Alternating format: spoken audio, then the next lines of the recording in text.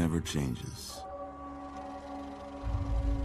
When atomic fire consumed the Earth, those who survived did so in great underground vaults.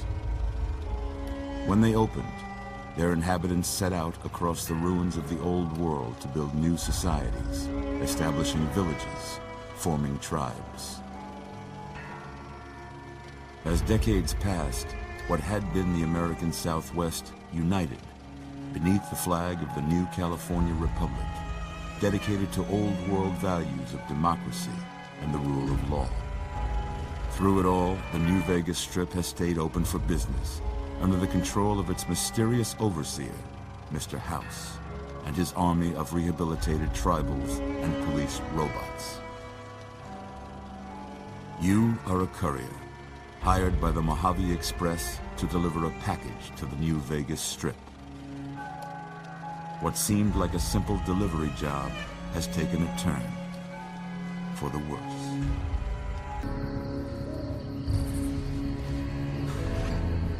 You've made your last delivery, kid. Sorry you got twisted up in this scene. From where you're kneeling must seem like an 18-carat run of bad luck. Truth is, the game was rigged from the start.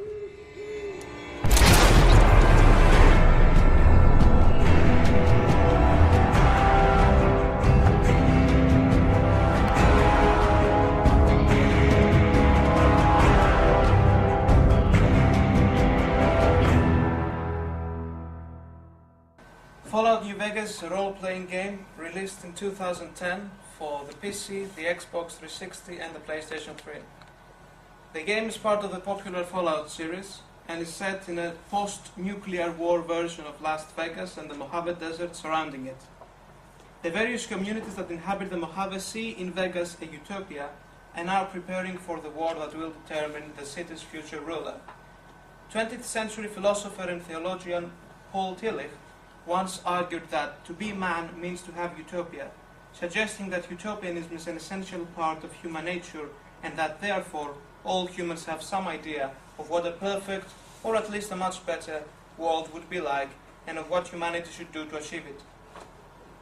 The point is that whatever the nature of our utopianism, we rarely, if ever, have the opportunity to test it in real life. Fortunately or not, the video game industry provides us with a comfortable solution. Virtual realities in which we can test and practice our utopianism, heroism and world saving and put our moral values to the test without being exposed to danger, at least not directly. This paper argues that the harsh reality of the post-apocalyptic universe of Fallout New Vegas can be a good playground for our ideas of right and wrong. In his book, What Video Games Have to Teach Us About Learning and Literacy, Professor James Paul G. of Arizona State University says that a good role-playing video game makes me think new thoughts about what I value and what I do not. Describing Fallout 3, though his description fits all Fallout games, Peter Barker of the American University notes that Fallout features a humanity that's not only intact but still rift with class, race and gender divisions. It is a society in ruins, a world of bleak choices that often blur the line between right and wrong. He concludes that the post-apocalyptic genre allows players to be placed in a moral context free from law. Indeed, you as a player are free to do as you wish in such role-playing games as Fallout 3 and New Vegas, meaning that you can side with any faction you like and assist them in winning the war and claiming Vegas to turn it into a paradise for you and them and a nightmare for the rest of humanity. I will proceed to present some of the factions of the game and their utopianism, as well as some moral problems the player has to face in the world of New Vegas. I mean to argue that the player's exposure to this constant conflict of ideologies enriches not only the game experience, but more importantly, the personality and political identity of the gamer as well.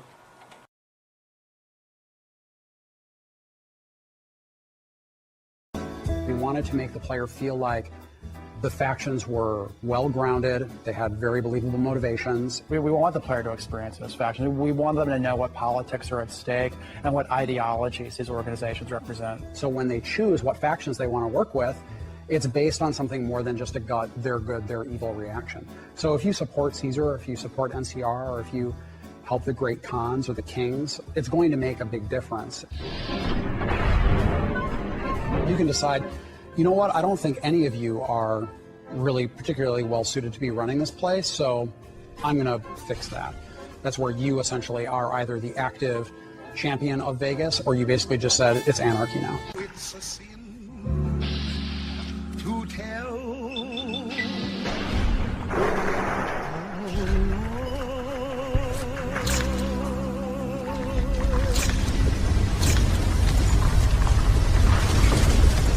Thanks, mister.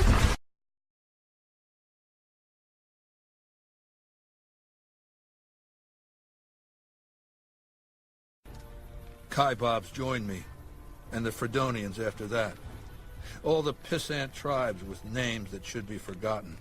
I knew from the start I'd need to eradicate this plague of tribal identities, replacing them with a monolithic culture, a uniform identity. So that's what I did once my confederation of tribes was large enough. I crowned myself Caesar and created a single great tribe. My legion's expansion has never ceased. Much of the Utah and Colorado and all of Arizona and New Mexico are mine. We have cities of our own, but nothing compared to Vegas. Finally, my legion will have its Rome. New Vegas is more than a city. It's the remedy to mankind's derailment. The city's economy is a blast furnace in which can be forged the steel of a new rail line running straight to a new horizon. With all that money pouring in, give me 20 years and I'll reignite the high technology development sectors. 50 years and I'll have people in orbit. 100 years and my colony ships will be heading for the stars to search for planets unpolluted by the wrath and folly of a bygone generation. We wish to escape the barbarity of the wasteland, especially the violence and bigotry of its human inhabitants. The Creator has promised to my flock a new land, a place of safety and healing, a paradise in the far beyond. Was a resort pre-war. I renamed it to Jacobstown after an old friend. Died a long time ago. I figured us mutants needed a place to call our own. Town's far enough away from humans so they don't bother us much. One of these days I'm hoping we can trade with the rest of the wasteland. No more fighting, just get along. Somewhere in the Mojave Desert there is a mountain that travelers avoid. On top of that mountain there's the state of Utopia, a military utopia exclusively for mutants, founded by the insane mutant leader Tabitha. This is one of the only two mutant communities in the Mojave Desert. The other is Jacobstown. Unlike Utopia, Jacobstown is a peaceful community of mutants that is open to everyone regardless of race, faction, or level of mutation. Even so, the first impression the player has of the mutant race, assuming he passes from Tabitha's mountain first, is that they're huge, ugly, aggressive monster stereotypes, the more of which he slaughters, the more heroic he is. However, when in Jacobstown, the player is welcomed by friendly mutants of the same kind as those he regards as enemies. His prejudice here is challenged, his first impression cancelled. This is one of the many examples of moral problems the player encounters during the game. There are, of course, many more factions in New Vegas than the mutants. Each of these factions has a very strong and a very clear utopian vision. No matter how controversial their means are of attaining it, there is something there for all kinds of thinkers to relate to. From the nostalgic of classical Rome slaver who calls himself Caesar and wishes to make a new Rome out of Vegas, to the bright brotherhood of ghouls who wish to escape to the far beyond, and the boomers, a group of otherwise pleasant individuals who refuse to have communication with the outside world and just bomb anyone who approaches in order to preserve the purity of their society. The player, by consciously rejecting some of these utopian models in favor of others, is shaping a clearer utopian vision of his own, let alone the fact that the more he plays the game, the more he gets involved in the complex New Vegas politics, and thus, inevitably, participates in the game not only as a gamer, but as a thinker also, a socially aware and politically active virtual citizen that Aristotle would be proud of. Editor of GameSpot Kevin Van Ort notes in his review of the game that Fallout New Vegas' major addition is that of faction favor. This means that the reputation you have with each faction has, according to Van Ort, dramatic consequences on your adventure, opening up new quests while closing off others. This complex interactive dystopia in which you, the player, actively take part in every aspect of its life and basically decide on its fate is one long philosophical debate made virtual reality, a game that may lead not merely to temporary satisfaction, but through emotional and ideological stimulation could even result in some kind of self-knowledge and, consequently, though it is a heavy word, to wisdom. This raises an important question. Deborah A. Lieberman of the University of California, Santa Barbara, writes in an essay on interactive games. To paraphrase former FCC Commissioner Nicholas Johnson's famous quotation about the effects of television, it is fair to say today that all games are educational games. The question is, what are they teaching? The last part of my paper deals with this question.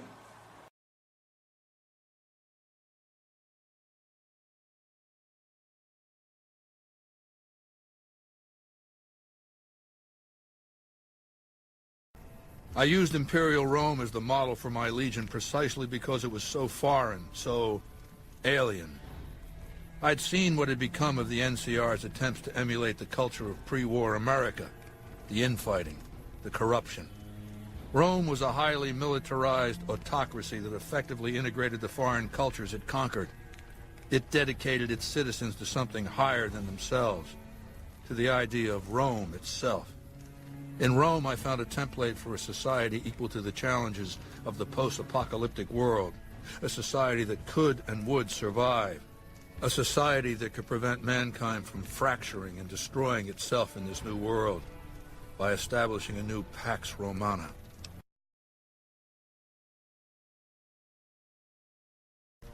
It means a nationalist, imperialist, totalitarian, homogenous culture that obliterates the identity of every group it conquers. Long-term stability at all cost. The individual has no value beyond his utility to the state, whether as an instrument of war or production.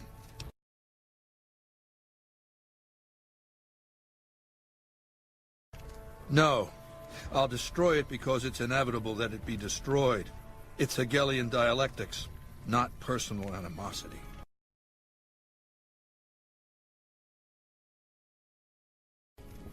How do I put this basically enough? It's a philosophical theory, the kind you might encounter if you took time to read some books. The fundamental premise is to envision history as a sequence of dialectical conflicts. Each dialectic begins with a proposition, a thesis, which inherently contains or creates its opposite, an antithesis. Thesis and antithesis. The conflict is inevitable. But the resolution of the conflict yields something new, a synthesis, eliminating the flaws in each, leaving behind common elements and ideas. When he encounters Caesar, the player gets a bonus lecture on history, politics, and philosophy. Within only 2 minutes, Caesar explains the idea of Rome as a classical utopia, the concept of Pax Romana, and finally Hegelian dialectics. Here the player actually learns something, if we assume he was unaware of these concepts before. Could we claim that he's being educated here, and directly too?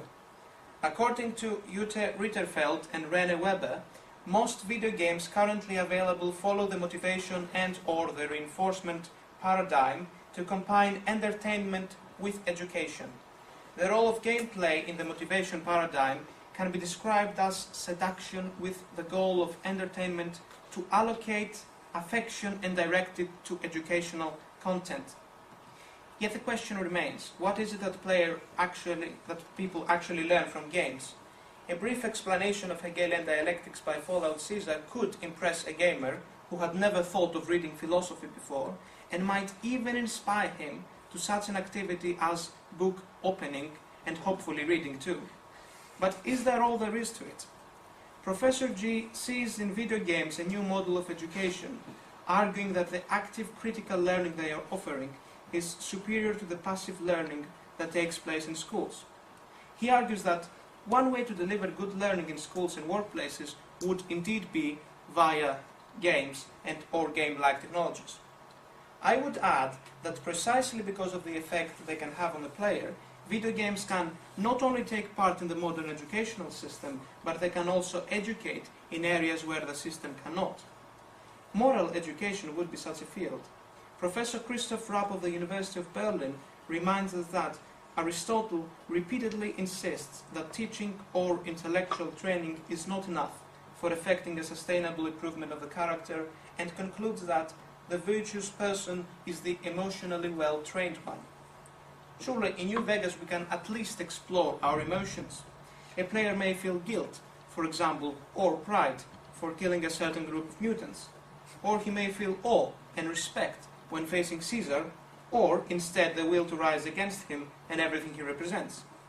Yet the true power of the game lies in its influence on all levels, not only emotionally but also aesthetically, culturally, politically and otherwise. And aren't the tricky philosophical questions it raises inspiring the gamer to look deeper inside himself and he's comfortable to? Well, that depends on the player. Besides, it is possible to skip the Caesar dialogue about Hegelian dialectics. It is also possible to shoot at every non-human character you encounter, assuming from their appearance only that they are evil. And it is possible to enter the alternative universe of New Vegas and leave without being educated in the academic sense of the word. It is impossible, though, not to be morally educated. There's going to be at least one moment in the game that will make you, if I may rephrase Professor J, think new thoughts about what you value and what you don't. Thank you.